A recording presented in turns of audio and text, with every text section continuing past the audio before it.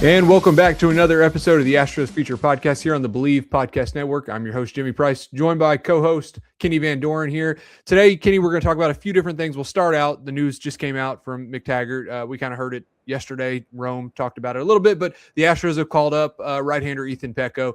Pretty exciting 2023 sixth-round pick, I believe, and a guy that I remember writing after the draft, like, oh, the Astros, they swung big here. You know, they got a guy out of college that didn't have a ton of innings, and 20-year-old got him, and obviously wins minor league pitcher of the year in 2024, decent year last year, makes it to AAA now, and pretty exciting to see him come up. We know he's been in the system a few years. Another pick from that 2023 class, Dana Brown's first class, and we'll get to see what he does. McTaggart said he's going to be making his debut on Wednesday, but what do you like about Pecco?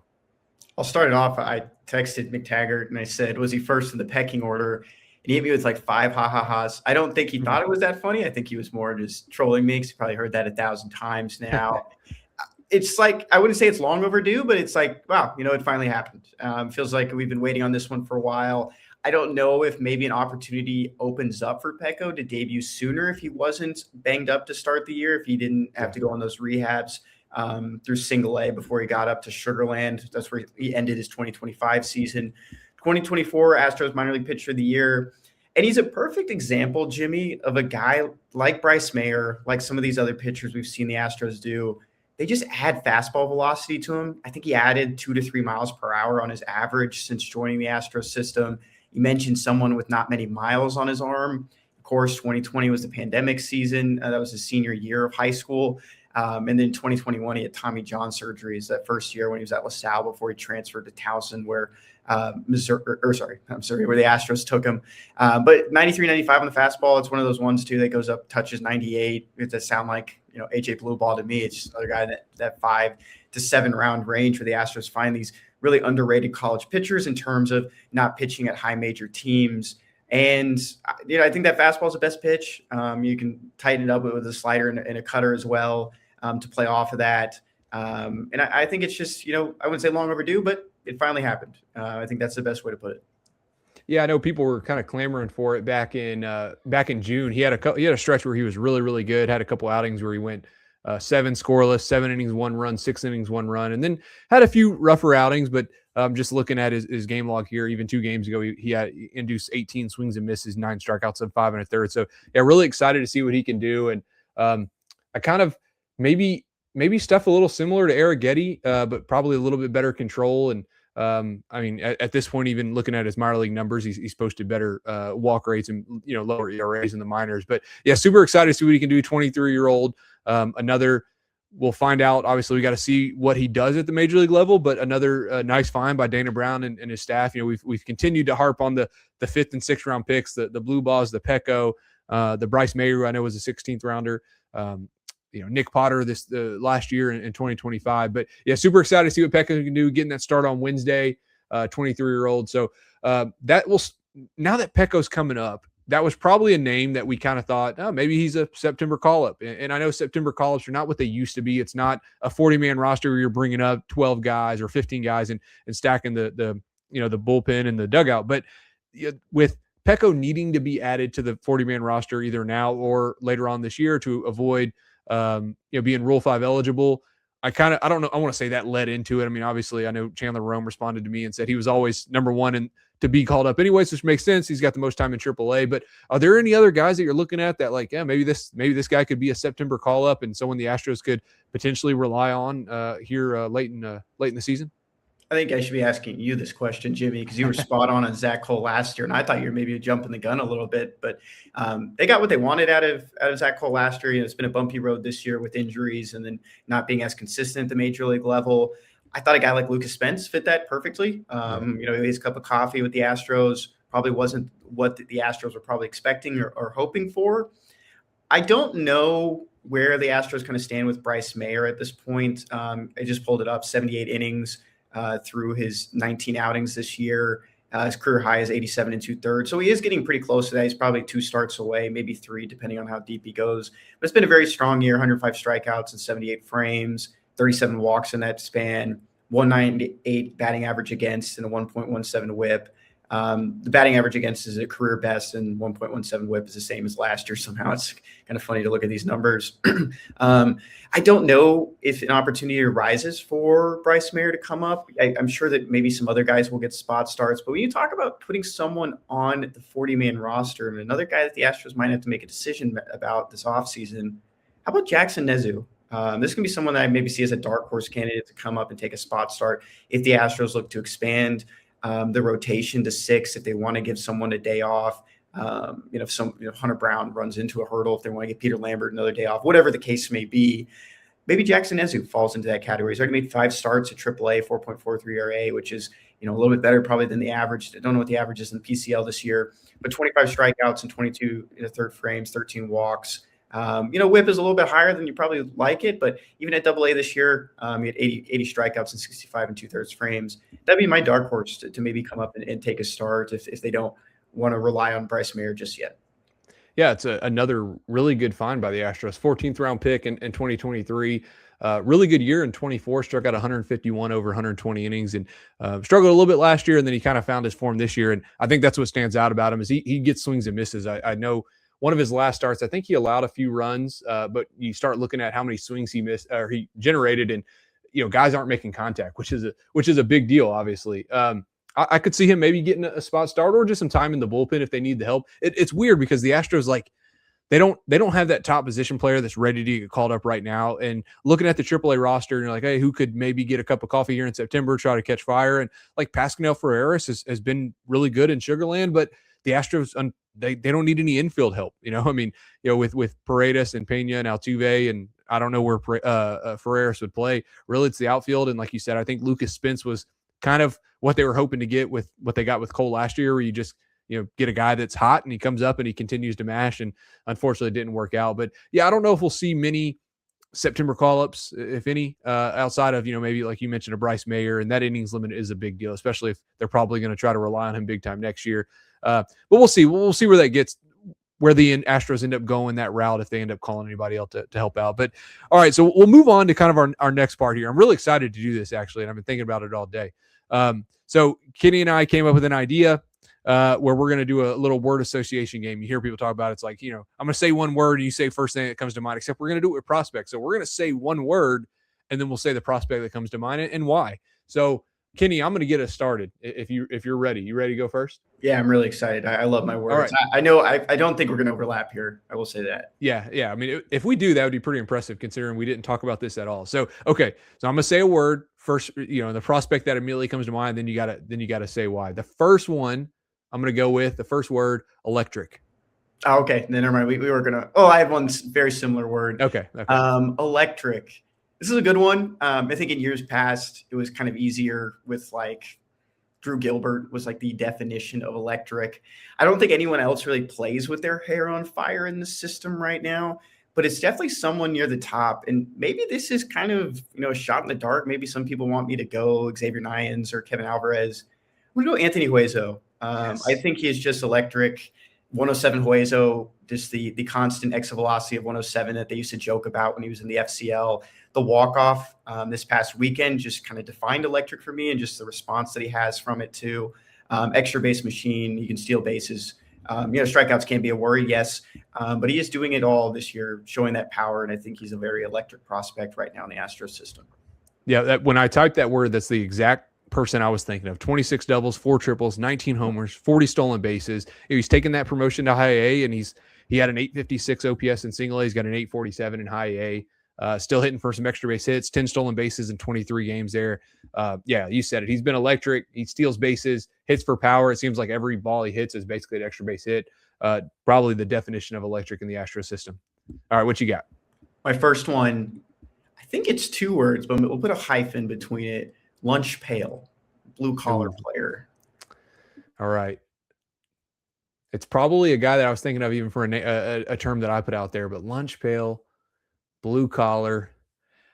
Man, I almost just have to go with the guy that we've talked about a lot, and there was just a story on him, Jason Schiavone. When I go to to, a guy who we talk about being a student of the game and constantly learning, getting the lineups, looking at the lineups, not only for what he's going to do offensively, but for how he's going to call a game for a pitcher, and just the work that he's put in. I just wrote about him when I was talking about the prospects that have made a huge leap. And like the guy hit like 196 last year in single A. I mean, like the full season was incredible. I think he had 5 home runs. He's got 24 this season between high A and double A. He threw out a guy Sunday, and I think he's up to 46, 47%. Man, phenomenal season. Student of the game. You want to talk about that? We mentioned on the last one, the lunch pail guy, works hard. Yeah, that's the first one that popped to mind. And I don't know if that's the guy you had in mind, but that's who I thought of. Yeah, the first one, I'm going through the top 10 right now just as like a refresher, just so I don't like forget names on the spot. And that was the one my eyes gravitated towards. If we had like a sponsorship with like the movie Obsession, I mean, this would be the guy that we talk about the most because he is obsessed with baseball in a very good way. Jason Giamone was the perfect answer. I think you got that, Jimmy. What do you got for me? All right, next one. There's a few I put on here. See how this one sounds. Resilient. Resilient. This is a good one.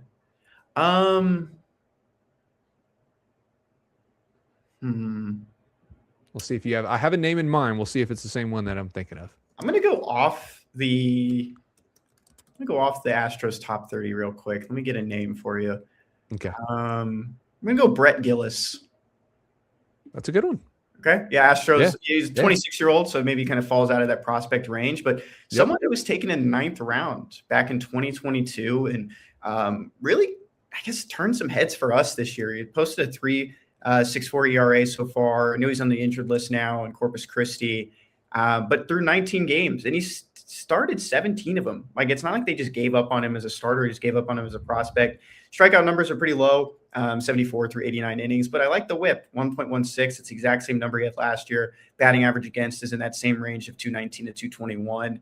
I think he's a very resilient for how far he's come. He didn't pitch at all in 2024. He pitched 2 innings in 2023 and 5 1/3 in 2022, the year he was drafted. Usually guys at this point are probably getting tossed to the side. I think he's, really making his case to stick around in the system, even if that's a reliever in the future. Yeah, and I talked to him in Corpus Christi a few weeks, or actually I was in Frisco a few weeks ago, and just about his rehab and how difficult it was and how long it took him to come back. I mean, that's not normal, missing almost nearly 2 full seasons, especially nowadays. And but the development he's had with his pitches and what he's added to his arsenal, it's not. And he's throwing, I think it was like 5 or 6 different pitches. I mean, just all over. So while he may not have the elite velocity or this elite curveball or slider or something like that, he throws a lot of pitches for strikes, and he's had success. The name that I was thinking of, Nolan DeVos, in terms of resilient, and he's kind of in the same boat, a guy that missed, almost 2 full seasons. And man, he's been like, DeVos has been awesome in Double A. This outing this week, struck out 8, didn't walk 1 over 4 innings. So really good outing. But yeah, two pitchers that are the same draft class, 2022. Yeah. I want to say Gillis might be a little bit older. Yeah, I think DeVos is 25. So Gillis is 26. Yeah. All right. What you got? I kind of like this one. I mean, I just looked up. DeVos turned 26 6 days ago, so okay, it's a little bit younger. I like this one. You can go wherever you want. I'm not horse. Horse is my word. Just a workhorse, but I want to just say horse. I think that's clear. Give me a guy who's just a horse. All right. So when you think workhorse, you tend to think like starters, and that's your workhorse. And if I was looking at starters, in the system, you're looking at people who've probably ate a lot of innings. And if you're looking at probably the top of the innings for the season, Bryce Mayer's a name. But we've already talked about Bryce Mayer, so I'm not going to use him. So I'm going to kind of go back to the drawing board here, and I'm thinking, should I think of a horse that is offensive and not go with like the typical pitching route? Maybe I'll do that. Okay. All right, let's see. If we went horse, all right. I would say, okay, another thing about a horse here. Horse, like when you see a horse, they're jacked, all right? They're physically fit. They look the part, they're fast. They run, they jump. First name that kind of popped in my head when I started thinking about that, Caden Powell, Asheville. So, and I hope if Caden listens to this, I hope he doesn't think that's a knock. This is a compliment. Caden Powell looks the part. I mean, he's having a really good season this year. 16 doubles, 13 home runs, 28 stolen bases. he's only 22 years old. He was drafted a couple years ago, but out of junior college and just dominated at the junior college he was at. We talked about him a little bit. He started off the season coming back from that injury where it zapped his power a little bit. I think in March, April, he didn't really have much power at all. And then it's kind of started to catch up, but 13 home runs, 28 stolen bases, OPS of over 800, hitting 282, really good season from him. And he's made a transition to outfield, but in terms of Caden Powell's he's in phenomenal shape. He's when I kind of saw him and I see a swing, and I'm not saying they're similar at all in prospect, but it kind of made me remember the minor league version of George Springer, just the look, really good shape. That Caden Powell, that'd be the one I go with. My honorable mentions, I had Justin Thomas Jr. I thought that's where you were going to go. That's an option, and he got promoted to Double-A today. Yeah. Super pumped to see what he can do up there too.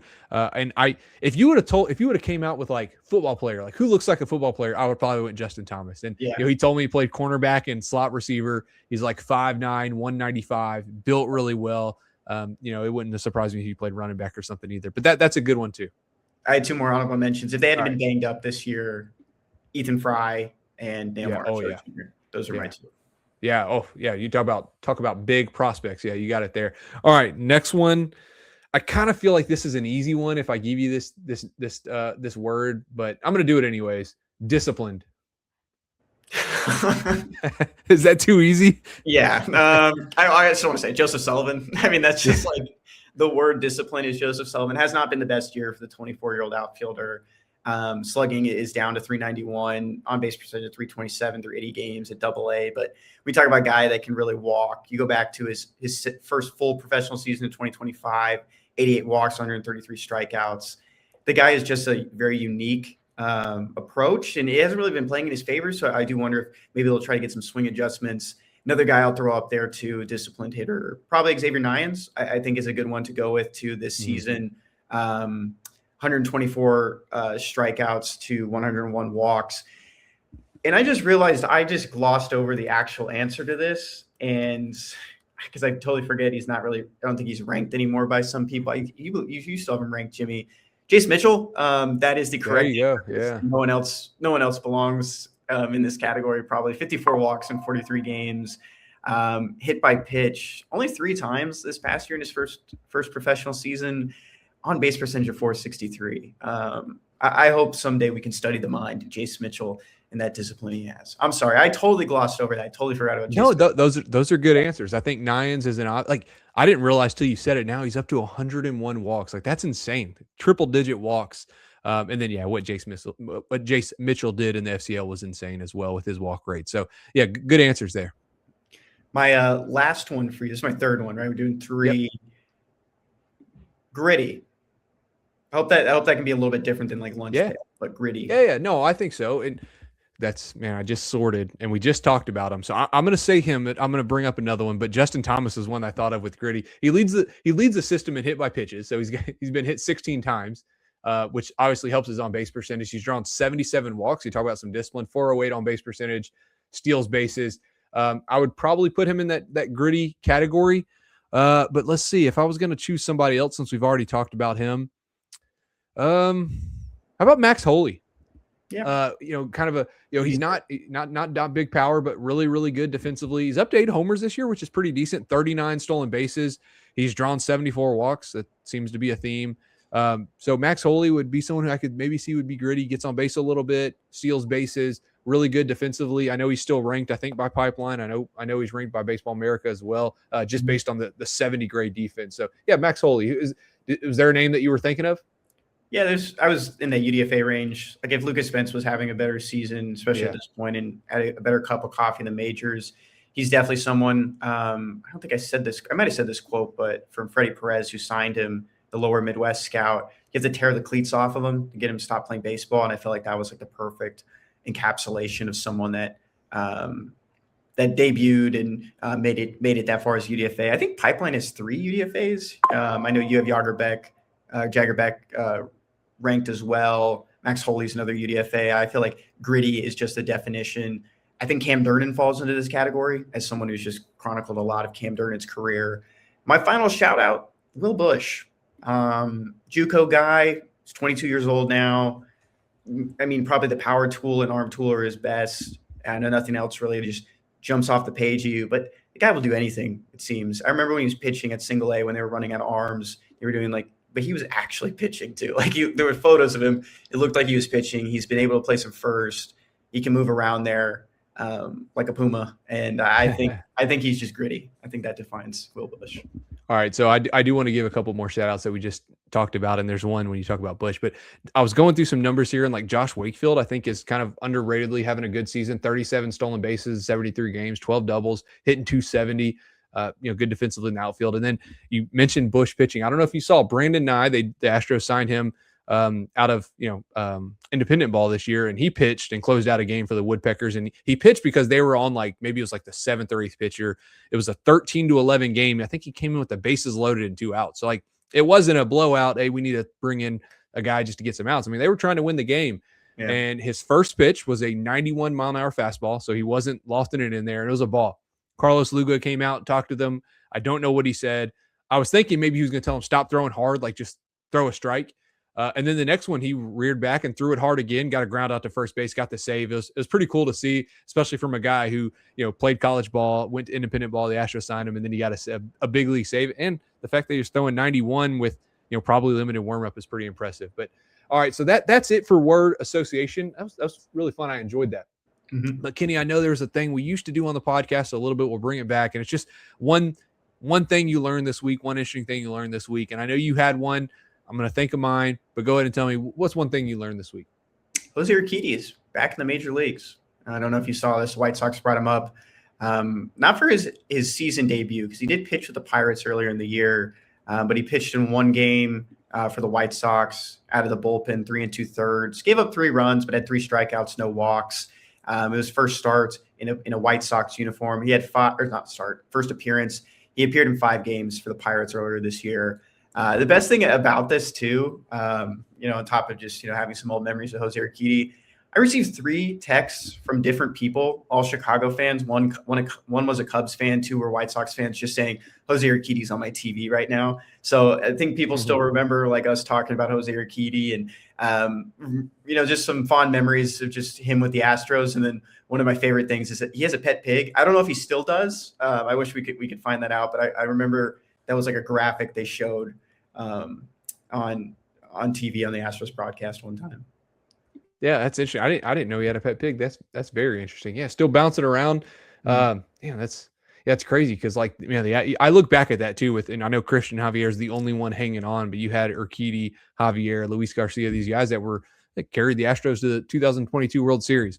All right, let's see. One thing I learned, I was just kind of going through some stats. So I'll go with stat thing here. We just talked about Justin Thomas getting promoted. I was looking at runs. Did you know he scored 97 runs in 94 games this year, which is already pretty impressive, 97 runs in 94 games. Number 2 on the list is Jason Schiavone. I'm just going to throw it. Do you have a guess at what he would be, number 2, unless you already looked? How many? If Justin Thomas leads with 97, how many do you think Jason Schiavone has? Jason Schiavone played in 43 games? He's played in 98 games overall. Thomas is in 94. Total. Yeah, total. 82. He's at 73. It's like Justin Thomas has a 24-run lead on the number 2, which I thought was really interesting to see. Obviously he plays in Nashville. He's had some really good hitters behind him, but holy crap, that's a huge discrepancy there in terms of number 1 and number 2. So I would probably say that. I know we talked about maybe having, I guess one of the things we learned was, Ethan Fry got put on the injured list today, unfortunately, 7-day injured list. So hopefully nothing too serious and he'll be back soon. But with that, we saw Justin Thomas get promoted to Double-A as well. So super excited to see that. Kenny, anything else you got before we go? I'm very excited for our AFL draft. We talked about this today. Oh, yeah. We'll do that at the end of the month. AFL is that and the Rule 5 are 2 of my favorite things that happen. Futures game is up there now too, just because it's been more exciting in recent years to watch it. But I'm very much looking forward to that draft. Yeah, that's right. Yeah, we got the AFL draft we'll do to see who's going to the AFL, the Rule 5 draft, which we'll look at that to who the Astros are going to protect. And then obviously in a few weeks, we'll probably look at something in reference to who the pitcher of the year is going to be, the hitter of the year. I know we've kind of debated it on text, but we'll look at that as well. But appreciate everyone tuning in for this episode. If you haven't already done so, Please be sure to subscribe to the podcast on iTunes, Spotify, YouTube, wherever you get your podcast. Leave us a review, leave us a comment, give us some feedback. We love hearing the feedback. But as always, thank you so much for listening. We look forward to having you back for our next episode of the Astros Future podcast, covering your Astros in the minor league system.